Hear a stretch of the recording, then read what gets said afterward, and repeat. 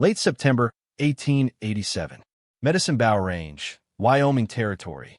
The wind carried the first bite of autumn down from the peaks, and every homesteader in the valley knew what it meant. Winter was coming early. But while his neighbors stacked firewood and chinked their log walls with fresh moss and clay, one man was doing something nobody had ever seen before. He was wrapping his entire cabin in canvas. Not just a roof, not just one wall. The entire structure, every log, every corner, every gap, disappeared beneath yards and yards of heavy tent cloth, stretched tight and lashed down like he was preparing to sail the thing across an ocean of snow. His neighbors watched. Then they laughed. Then they called him wasteful, desperate, and worse. An experienced builder told him he was throwing money into the wind. A former quartermaster said he'd seen men freeze to death with better sense than that.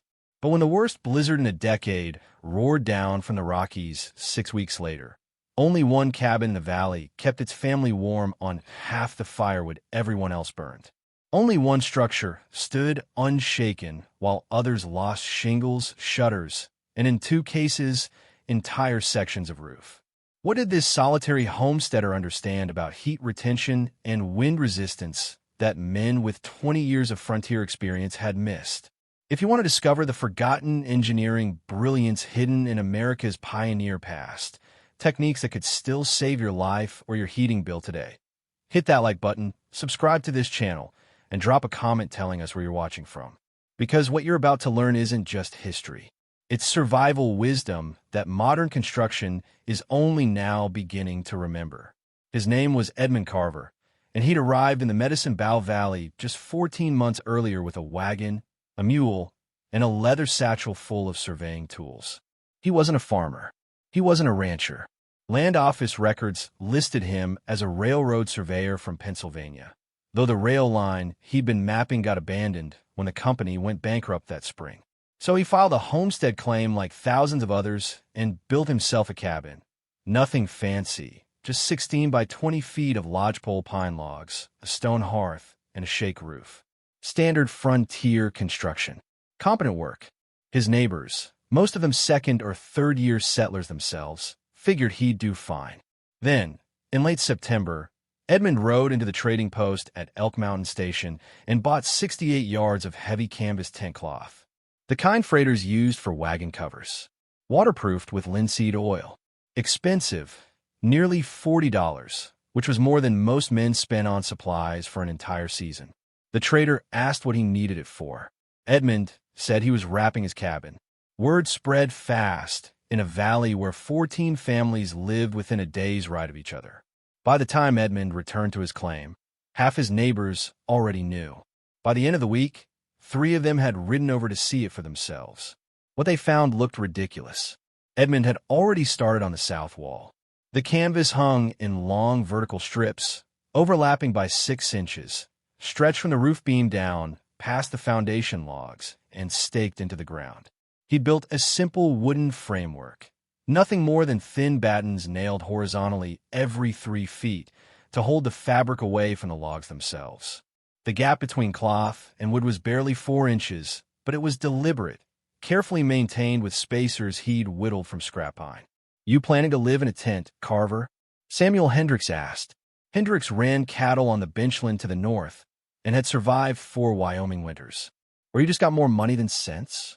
Edmund didn't look up from the rope he was threading through grommets along the canvas edge. "Neither," he said. "I'm planning to stay warm." "Logs stay warm," Hendricks said. "That's what logs do. You think cloth's gonna help?" "Dead air helps," Edmund replied. "Cloth just holds it in place."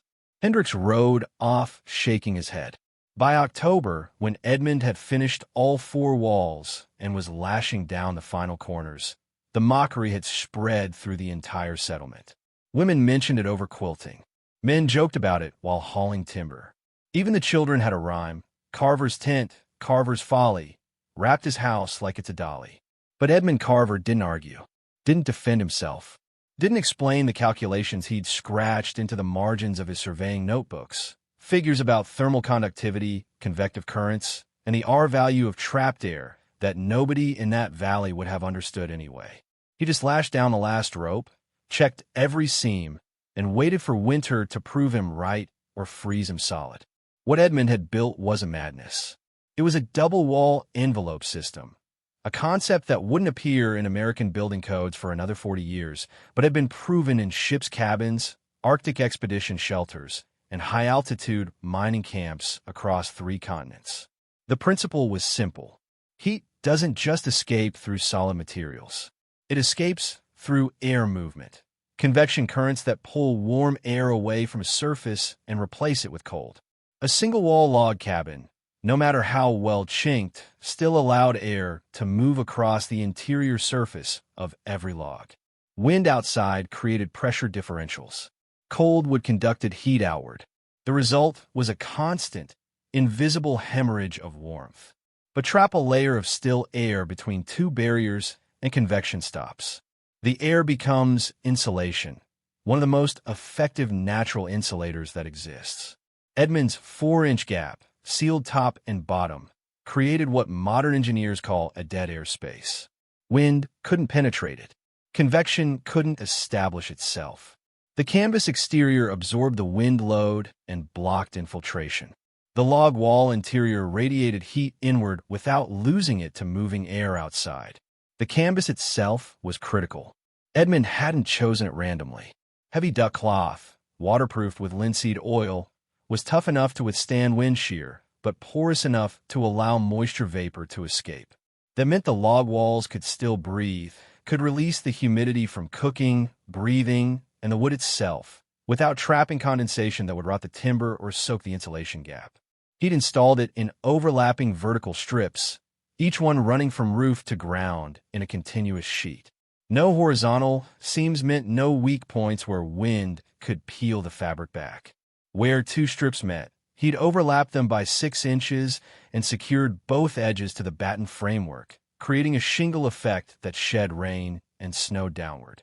The battens themselves, thin strips of pine nailed horizontally every 3 feet, served double duty. They held the canvas at the precise 4-inch spacing Edmund had calculated, and they distributed the tension across the entire wall surface, preventing the fabric from sagging or ballooning in high winds. At the foundation, he'd extended the canvas 6 inches below the bottom log and buried it in a shallow trench backfilled with clay. This sealed the dead air space at ground level and prevented rodents from nesting in the gap. At the roofline, he'd brought the fabric up and over the eaves, then lashed it to the roof beams with tarred rope, creating a continuous weather barrier from ground to peak. The physics were elegant. On a night when the outside temperature dropped to 20 degrees Fahrenheit, the canvas surface might cool to 22 or 23 degrees. But the trapped air in the gap, unable to move, unable to carry heat away through convection, would stabilize at perhaps 40 degrees.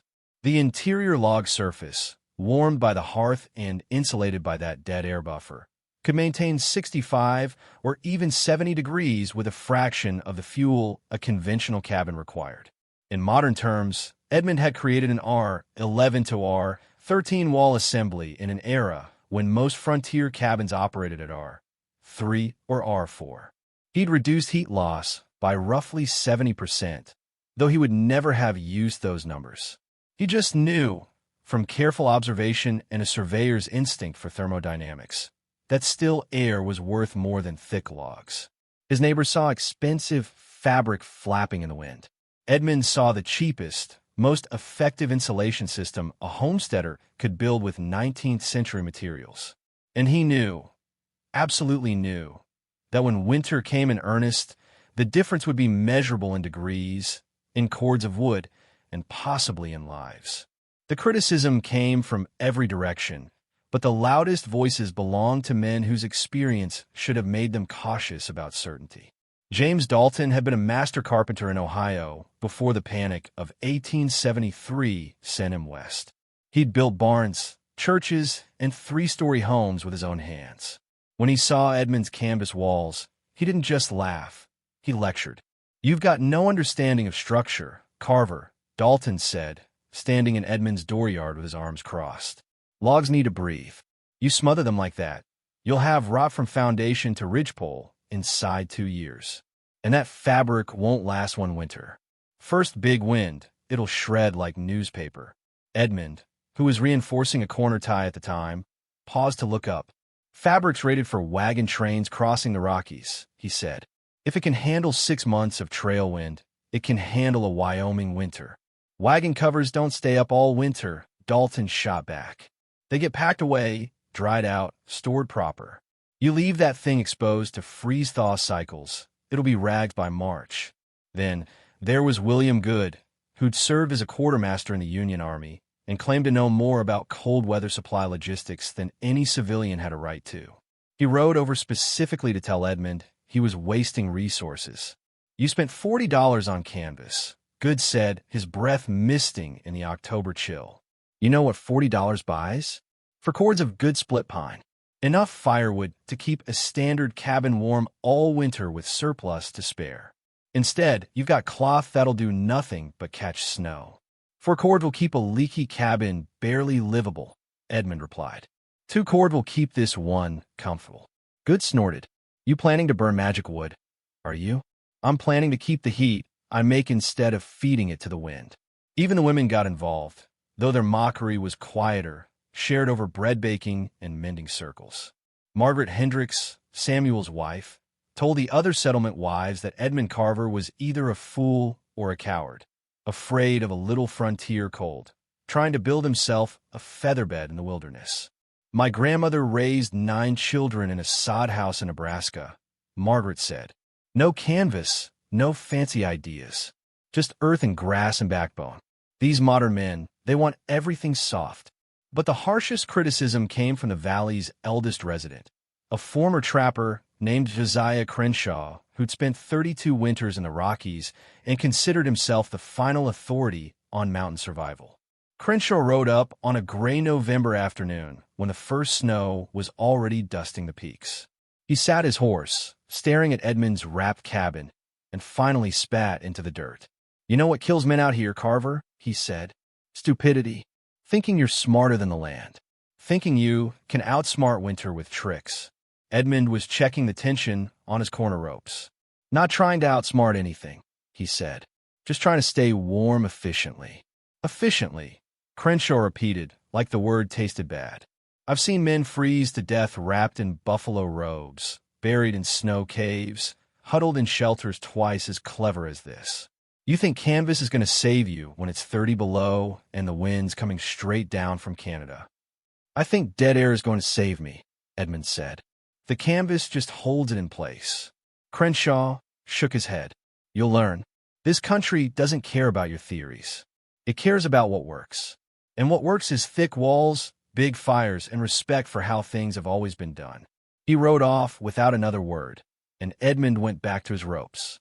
The settlement had rendered its verdict. Edmund Carver was a fool, wasting money and effort on an experiment that would fail at the first real test. His cabin looked absurd. A log structure gift-wrapped like a child's present, bulging and sagging with fabric that would shred, rot, or simply prove useless when winter truly arrived. If you're enjoying this forgotten piece of frontier engineering genius, smash that like button and subscribe so you don't miss the next chapter, because what happens when the blizzard hits will silence every critic and change how this entire valley builds shelters. Drop a comment and let us know, what old-time survival technique do you think modern people have forgotten? By the second week of November, the mockery had faded into indifference. People stopped riding over to stare. They stopped making jokes. They just assumed Edmund would realize his mistake when the cold came, tear down the canvas in embarrassment, and endure winter like everyone else, cold, smoky, burning wood from dawn to midnight just to keep the frost off the water bucket. They had no idea that the test was already on its way, and it would be more severe than any of them were prepared for. The first warning came from the sky itself. On November 9th, 1887, the morning sun rose into a band of pale green along the eastern horizon, a color every stockman and settler in Wyoming knew meant trouble. By noon, the temperature had dropped 12 degrees. By sunset, the wind had shifted to the northwest and carried the smell of snow from 200 miles away. Josiah Crenshaw rode through the valley that evening, stopping at every cabin. Big one coming, he said. Maybe tomorrow night, maybe the night after. Get your stock clothes. Get wood stacked inside. Don't plan on leaving your dooryard for days minimum. The settlers took him seriously. Crenshaw didn't exaggerate. If he said it was going to be bad, it was going to be bad. Edmund spent the 10th checking every inch of his canvas installation. He retensioned ropes that had stretched. He reinforced 2 battens that had shown slight movement. He inspected every grommet, every overlap, every stake. The system was sound, but this would be its first real test, and he knew it. He also stacked 18 days' worth of firewood inside the cabin. Not because he expected to need that much, but because he wanted a controlled comparison. If his calculations were right, he'd use half what a conventional cabin required. If he was wrong, he'd have enough to survive his mistake. The storm arrived on the night of November 11th. It didn't come gradually. At 9:47 p.m., Edmund noted the time by his pocket watch. The wind hit like a physical blow. One moment the air was still, cold, expectant. The next, the entire cabin shuddered as a gust that must have exceeded 50 miles per hour slammed into the north wall. The canvas boomed like a drumhead, stretched tight, held.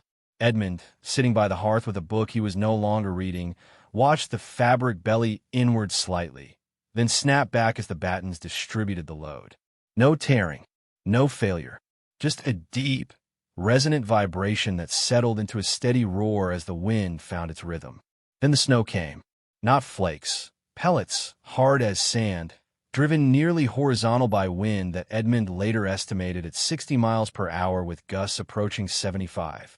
The sound against the canvas was like continuous rifle fire, a hammering that would have been unbearable inside a tent, but was muffled by the log walls and the dead air gap into a distant, almost soothing static. The temperature outside dropped from 28 degrees at sunset to 4 degrees by midnight. By 3 a.m. on November 12th, it had reached 6 below zero. Inside Edmund's cabin, with a moderate fire burning in the hearth, the kind of fire that in a conventional cabin would barely keep the chill off, the temperature held at 68 degrees Fahrenheit. He knew this because he'd hung 3 thermometers at different heights and distances from the fire. All 3 read within 2 degrees of each other. The heat wasn't pooling at the ceiling or concentrated near the hearth. It was distributed, stable, retained by walls that simply refused to bleed warmth into the screaming cold outside. The storm lasted 61 hours. For 2.5 days, the wind never dropped below 40 miles per hour. The temperature never rose above 8 degrees.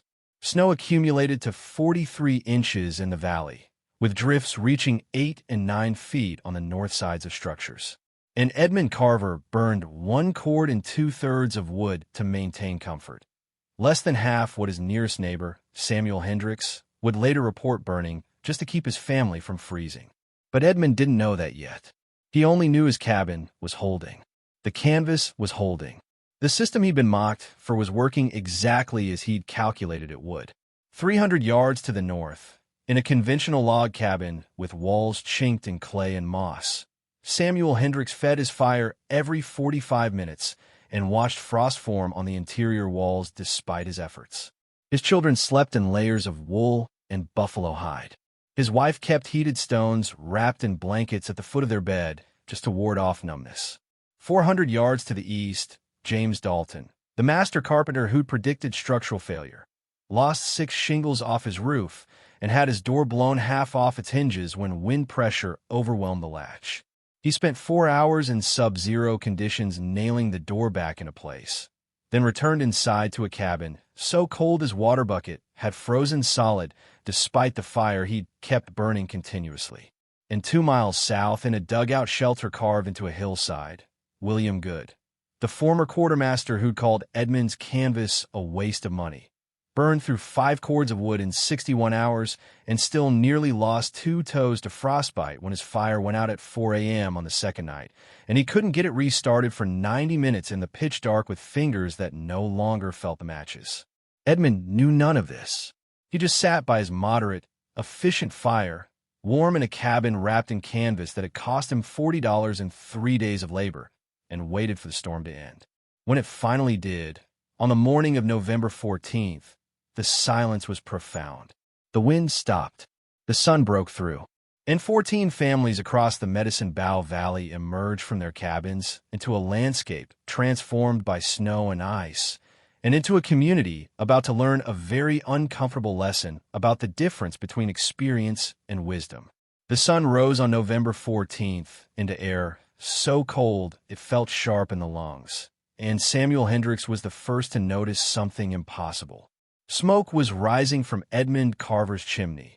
Not the thick, continuous column you'd expect from a man burning wood desperately to recover from 3 days of siege, but a thin, lazy thread. The kind of smoke that came from a banked fire, a maintenance fire, the sort of modest blaze you might keep going on a cool autumn evening, not in the aftermath of the worst blizzard in a decade. Hendricks trudged through thigh-deep snow to investigate, and what he found made him stop 50 feet from Edmund's door. The canvas was intact, not shredded, not torn, not even noticeably damaged. A few scuff marks where wind-driven ice had abraded the fabric. Some snow packed into the lower corners where drifts had built up. But the system had held, every rope still taut, every overlap still sealed, the entire envelope still wrapped tight around the log structure like it had been installed yesterday. And when Edmund opened his door to greet his neighbor, heat poured out. Visible heat. The kind of warmth that made the cold air shimmer. "You all right, Carver?" Hendricks asked, his own face wind-burned and exhausted. "Fine," Edmund said. "You?" "Barely," Hendricks admitted. "Burned damn near 4 cords keeping my family from freezing. Lost feeling in my hands twice. My wife." He stopped, staring past Edmund into the cabin interior. "How warm is it in there?" 68 degrees, Edmund said. 65 if I let the fire drop. I've been keeping it modest." Hendricks just stared. His own cabin, after 3 days of continuous firing, had never gotten above 52 degrees. And he'd burned 4 cords doing it. "How much wood did you use?" he finally asked. Edmund glanced back at his interior woodpile. About 1 cord and 2/3. Maybe a bit less. The math was brutal. Edmund had maintained a temperature 16 degrees higher while burning less than half the fuel. That wasn't a marginal improvement. That was a revolution in thermal efficiency. Word spread fast.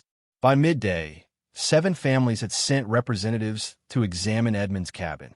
By evening, James Dalton, the master carpenter who'd predicted structural failure, was standing in Edmund's dooryard with a notebook, sketching the batten system and asking technical questions about grommet spacing. "I was wrong," Dalton said bluntly. "Dead wrong. I've been building for 23 years, and I never thought about separating the wind barrier from the thermal mass. This is," he paused, struggling with the admission, "this is better than anything I've ever built." William Good came by the next morning, his face still showing the gray pallor of near frostbite. He didn't apologize. Men like Good didn't apologize. But he did ask, quietly, if Edmund would be willing to help him install canvas on his own cabin before the next storm came. "Cost me $47 and wood to get through that storm," Good said. "You probably spent 15. I could do math. That canvas pays for itself in 1 winter." Even Josiah Crenshaw, the old trapper who'd called Edmund's approach stupid and arrogant, rode over on November 16th. He sat his horse for a long time, studying the installation, before he finally spoke. "I've survived 32 winters in these mountains," Crenshaw said. "I thought that meant I knew everything worth knowing about staying warm. Turns out I just knew how to survive being cold." He nodded toward the canvas walls. "This ain't survival. This is comfort, and I was a fool to mock it." But the most telling evidence came from temperature measurements that Edmund recorded meticulously throughout the rest of November and into December. On nights when the outside temperature dropped to 0 or below, his cabin maintained an interior temperature of 65 to 70 degrees, with what he calculated as 3.2 hours of active firing per day. His neighbors in conventional log cabins reported needing 7 to 8 hours of active firing to maintain 50 to 55 degrees. The fuel savings were even more dramatic. Between November 14th and December 31st, Edmund burned 2 1/4 cords of wood. Samuel Hendricks, whose cabin was nearly identical in size, burned 5 3/4 cords over the same period. In January, when a second major storm dropped the temperature to 18 below 0 for 4 consecutive nights, Edmund's system proved itself again. While his neighbors huddled around roaring fires, he maintained comfort with what one visitor described as a fire a city parlor would consider adequate, and he did it while using 62% less wood than the valley average. The structural integrity was equally impressive.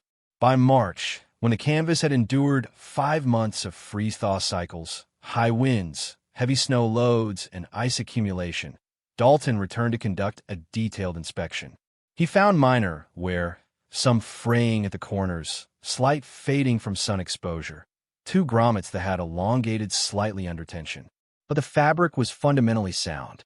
No rot, no major tears, no structural failures. Dalton estimated the installation would last 3 to 5 years before requiring replacement, and he noted that the cost of new canvas every 4 years was still vastly cheaper than the extra fuel a conventional cabin consumed in a single winter. The numbers didn't lie.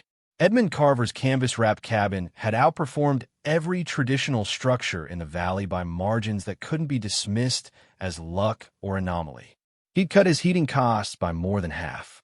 He'd maintained comfort levels his neighbors couldn't match, even with unlimited firewood. And he'd done it with a system so simple that anyone with basic carpentry skills and access to canvas could replicate it in a matter of days. The mockery had stopped. The questions had begun. And the Medicine Bow Valley was about to undergo a transformation in frontier building practices that would ripple across Wyoming territory and beyond. By late February 1888, 3 cabins in the Medicine Bow Valley had been retrofitted with canvas envelope systems based directly on Edmund Carver's design. By the end of April, that number had grown to 11. Samuel Hendricks was the first convert. He installed canvas on his north and west walls, the directions that caught the worst winter wind, and reported an immediate 38% reduction in wood consumption even with partial coverage. The following autumn, he completed the full envelope and wrote to his brother in Nebraska, "I am warmer this winter than I have ever been in Wyoming, and I am burning less wood than I burned in October alone last year. The man we mocked has saved us all a fortune and possibly our lives." James Dalton didn't just adopt the technique, he refined it. Working with Edmund, he developed an improved batten system using wider boards and a stagger nailing pattern that distributed stress more evenly. He also experimented with double-layer canvas in high wind areas, creating an even deeper dead air space that pushed thermal performance to levels Edmund hadn't thought possible. Dalton's enhanced design added another 8 to 10% in fuel efficiency. William Good, the former quartermaster, turned the innovation into commerce. He began purchasing canvas in bulk from suppliers in Cheyenne and Laramie, then reselling it at cost to settlers throughout the territory, while offering his labor for installation at reasonable rates.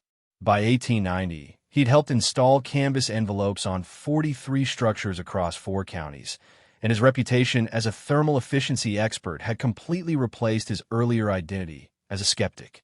Even Josiah Crenshaw, the old trapper, adopted a modified version for his remote line cabin. He used lighter canvas and a simpler framework, but the principle remained the same: dead air between barriers. At age 64, after spending more than 3 decades accepting brutal cold as the price of mountain living, he experienced his first truly comfortable winter and admitted to Edmund that he should have been asking questions instead of making pronouncements. The technique spread beyond individual adoptees. In the winter of 1888 to 89, a mining camp 30 miles north of the valley faced a supply crisis when early snow closed the freight roads before their winter provisions arrived. Faced with the prospect of burning through their limited firewood reserves in a matter of weeks, the camp foreman, a man named Victor Chun who'd heard about Edmund's cabin from a cousin in the Medicine Bow settlement, organized a canvas installation project that wrapped 12 bunkhouses in 5 days. The results were dramatic enough that the mining company's engineers documented them in formal reports. Fuel consumption dropped 61%. Interior temperatures rose an average of 14 degrees. And the camp weathered the supply shortage without a single case of cold-related injury or illness, an outcome the company attributed directly to the thermal efficiency gains from the canvas envelope system. By 1892, variations of Edmund's design had appeared in homesteader cabins, mining camps, and even military outposts across Wyoming, Montana, and the Dakotas. The installation methods varied. Some used oilcloth instead of canvas. Some built more elaborate framework systems. Some integrated the concept into new construction rather than retrofitting existing structures. But the core principle remained constant. Dead air, properly trapped and sealed, was one of the most effective insulators available to frontier builders. The fabric envelope wasn't just a shelter modification. It was a fundamental rethinking of how heat retention worked in wooden structures. What Edmund Carver had understood, and what his critics had missed, was that thick walls alone didn't guarantee warmth. Air movement mattered. Convection mattered. The ability to create and maintain a stable thermal boundary mattered more than raw material mass. Modern building science would eventually catch up. By the 1920s, building paper and early forms of house wrap began appearing in residential construction. By the 1960s, dedicated air barriers and thermal envelope systems had become standard practice in cold climate building codes. And by the early 21st century, advanced building wraps, vapor barriers, and insulated sheathing systems were achieving thermal performance levels that Edmund would have recognized immediately. They were just doing with petroleum products and synthetic materials what he'd done with canvas and dead air. The irony wasn't lost on historians who later studied frontier building practices. The primitive homesteaders of the 1880s, working with rudimentary materials and hand tools, had independently discovered thermal principles that wouldn't be formally codified by engineers and architects for another half-century. They just called it common sense instead of R-value.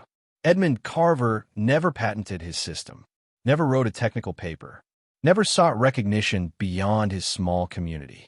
He simply built what worked, proved it through the brutal laboratory of a Wyoming winter, and shared the knowledge freely with anyone willing to listen. He continued surveying when railroad work returned to the territory in the 1890s. He sold his original canvas-wrapped cabin in 1894 to a young family from Illinois, and the structure, still wrapped in the original fabric, now weathered but intact, served them well for another 6 years before they replaced the canvas and used it for 7 more. The technique itself persisted longer. As late as 1911, Forest Service records document canvas envelope shelters in remote ranger stations throughout the Rockies. As late as 1923, a trapper's journal from northern Montana describes a cabin wrapped in freight cloth, layered over logs, the way the old-timers did it when canvas was cheaper than coal. The last known original installation, a line cabin in the Medicine Bow National Forest built in 1889 using Edmund's exact specifications, was documented by a WPA surveyor in 1936. The canvas had been replaced 3 times over nearly 5 decades, but the batten framework was original, and the cabin was still in regular use by sheep herders who reported it was the warmest shelter in the high country. It had proven what Edmund knew in 1887, what his neighbors learned in that bitter November storm, and what modern building science would eventually confirm with precision instruments and computational models. Innovation doesn't always come from experts. Sometimes it comes from one person willing to think carefully, calculate honestly, and ignore mockery long enough to prove that the impossible is simply the untested. If this story of frontier innovation and forgotten wisdom has inspired you, do us a favor. Hit that like button, subscribe to this channel for more lost knowledge from America's pioneer past, and drop a comment telling us what survival technique you think deserves to be remembered. Because the old-timers knew things we're still trying to relearn, and sometimes the most advanced technology is just common sense, carefully applied. The canvas-wrapped cabin in Medicine Bow Valley had started as one man's strange experiment and became a testament to the value of questioning assumptions. The neighbors who mocked Edmund Carver in September 1887 were burning his design into their own cabins by spring 1888. They'd learned what every generation has to learn eventually, that dismissing unfamiliar ideas as foolish often reveals not the ignorance of the innovator, but the limitations of the critic, and that survival, on the frontier or anywhere else, belongs not to those who cling hardest to tradition, but to those willing to test new solutions against old problems and follow the evidence wherever it leads, even if it leads to wrapping your cabin in a tent. Educational note: this script presents a historical narrative based on frontier building practices and thermal engineering principles from the 1880s American West.